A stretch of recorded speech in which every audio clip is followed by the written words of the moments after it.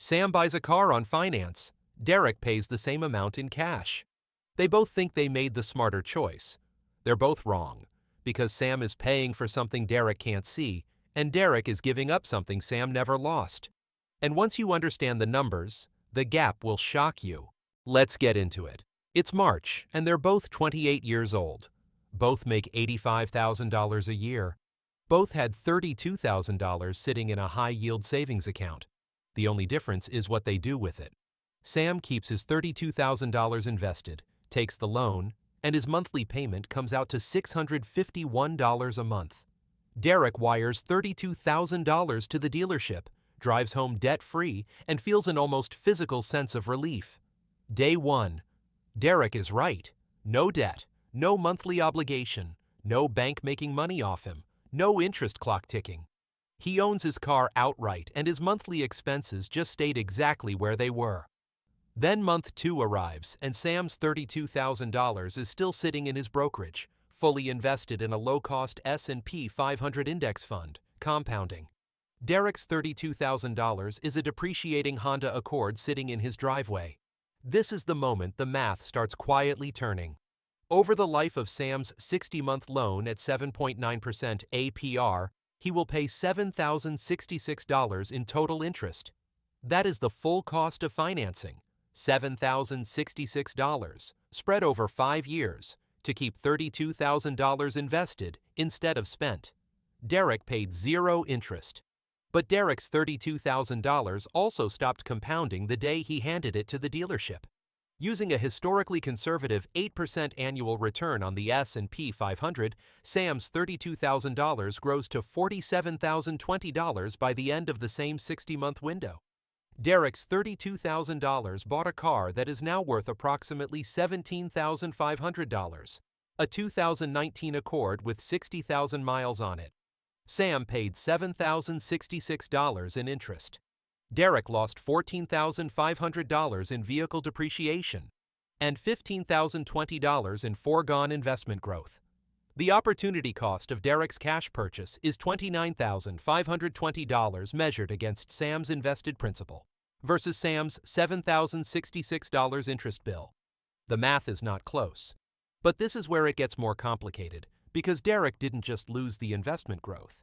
He also freed up $651 every month that Sam had to send to the bank. If Derek took that $651 a month and invested it for all 60 months, he'd accumulate roughly $48,100 at the same 8% return. So Derek's real position at month 60 is $48,100 in investments, a car worth $17,500, and zero debt. Sam's real position is $47,020 in investments, a car worth $17,500, loan paid off, and $7,066 permanently paid to the bank in interest. They are almost exactly even. Derek is ahead by roughly $960 over 5 years, which is the narrowest possible reading of paying cash is smarter. But here is what that calculation requires Derek to have done perfectly. Taken every single dollar he was not spending on a car payment and invested it every month without touching it for 5 full years. No month where cash was tight, no emergency, no moment of lifestyle creep where $651 of breathing room quietly became dinner out and a weekend trip. Most people do not do this.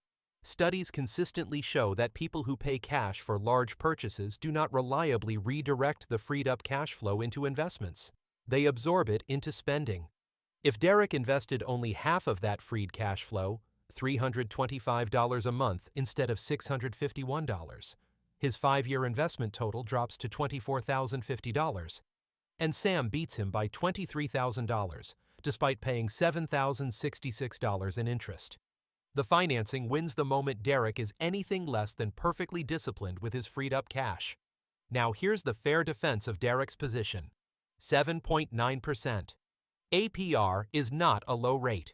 At 4%, APR, which was widely available before 2022, this calculation shifts dramatically in Derek's favor, because the interest drag is only $3,374 over 60 months, and the investment math doesn't need to work as hard to beat it. At 7.9%, Sam is essentially betting that the market returns more than 7.9% annually to break even on the interest cost. And while the historical S&P 500 average is around 10%, that is an average across decades, not a guarantee across any specific 5-year window. If Sam had financed during a flat or negative 5-year market stretch, he'd have paid $7,066 in guaranteed interest and earned nothing on his invested principal. Derek's strategy has zero market risk. Sam's strategy carries real sequence of returns risk on the exact window of the loan. Year 5 scoreboard, assuming both are fully optimized and the market performs at historical average. Derek ahead by $960. Assuming Derek invests only half his freed cash flow. Sam ahead by $23,000. Assuming a flat market over the loan period. Derek ahead by $7,066. The answer to financing versus cash is not which strategy is mathematically pure, it's which version of yourself you're actually going to execute. Because the gap between the two isn't the interest rate, it's your discipline. The real question isn't whether you should finance or pay cash. It's whether you trust yourself to invest the difference, because if you don't, the bank already knows the answer, and they built their entire business model around it.